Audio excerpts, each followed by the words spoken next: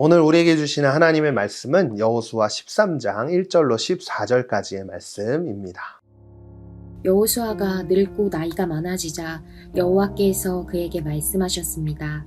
너는 늙고 나이가 많은데 아직 소유해야 할 땅이 많이 남아있구나. 아직 남아있는 땅은 블레셋 사람과 그술 사람들의 모든 지역이다.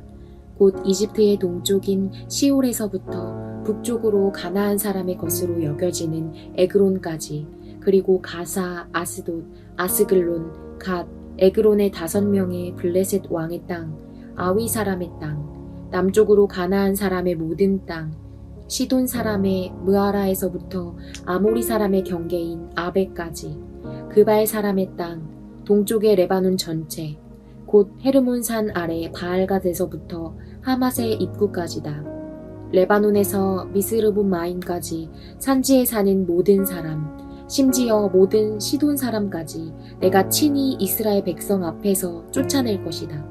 너는 내가 내게 명령한 대로 이 땅을 이스라엘에게 유산으로 분배하되 9지파와 므낫세 반지파에게 유산으로 나눠주어라. 므낫세 반지파와 르우벤 지파와 갓 지파는 모세가 준 요단강 동쪽 땅을 그들의 유산으로 받았습니다. 여호와의 종 모세가 그들에게 준 것은 이러합니다.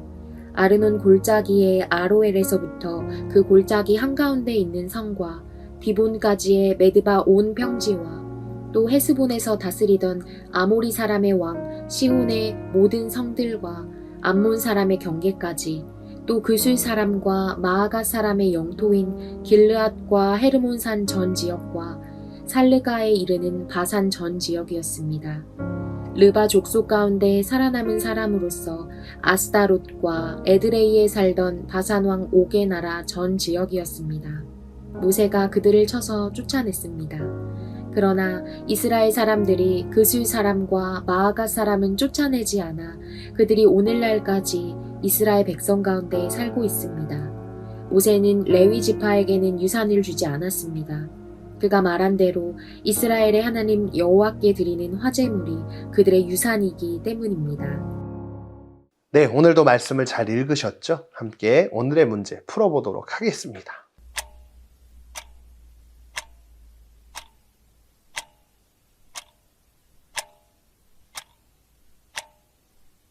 이제 여호수아는 나이가 많이 들었습니다. 가나안 땅의 큰 성들은 거의 다 정복을 하긴 했지만 아직 작은 성들과 구석구석 남아있는 땅들은 완전하게 차지하지는 못했다고 오늘 성경은 이야기하고 있는데요. 그래서 하나님께서는 오늘 말씀을 통해 아직도 차지해야 할 땅들이 있다라고 말씀하시는 것을 볼 수 있습니다.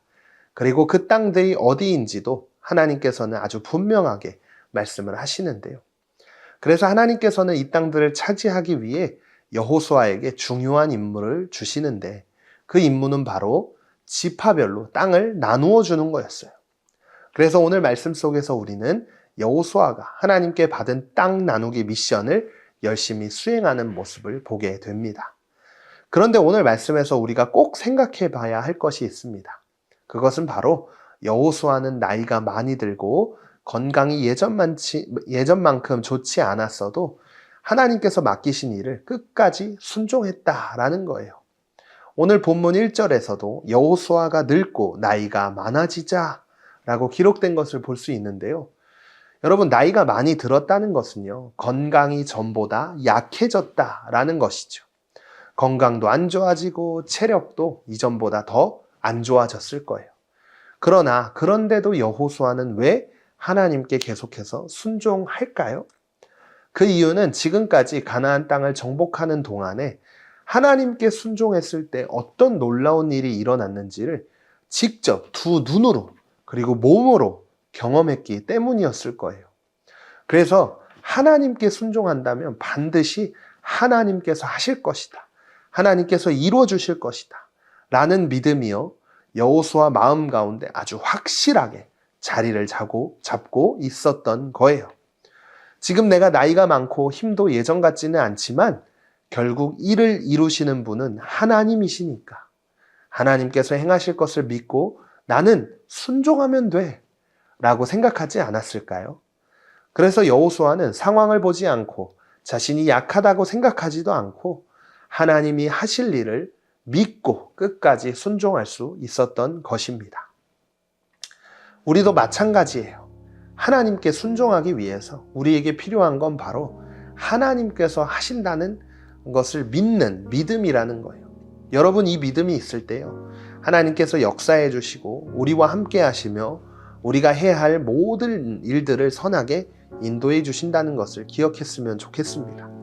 그래서 하나님이 함께 하시면 무엇이든지 해낼 수 있다고 믿었던 여호수아처럼 우리가 해야 할 일들을 이루어 주시는 하나님을 바라보며 우리가 되기를, 그런 삶을 살아갈 수 있기를 간절히 소망합니다. 상황이나 환경에 휘둘리지 말고 하나님의 말씀에 순종하는 삶을 사는 우리 모두가 되기를 간절히 소망하며 오늘도 함께 결단의 자리로 나아가겠습니다. 첫 번째, 내가 교회나 가정 등에서 이전 세대에게 물려받은 사명이 있다면 무엇인가요? 그 사명을 위해 나는 어떤 역할을 하고 있나요?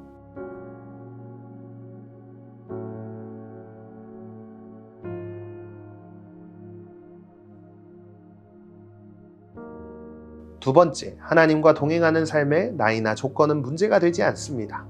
지금 내게 주어진 자리에서 할 수 있는 하나님의 일은 무엇일까요?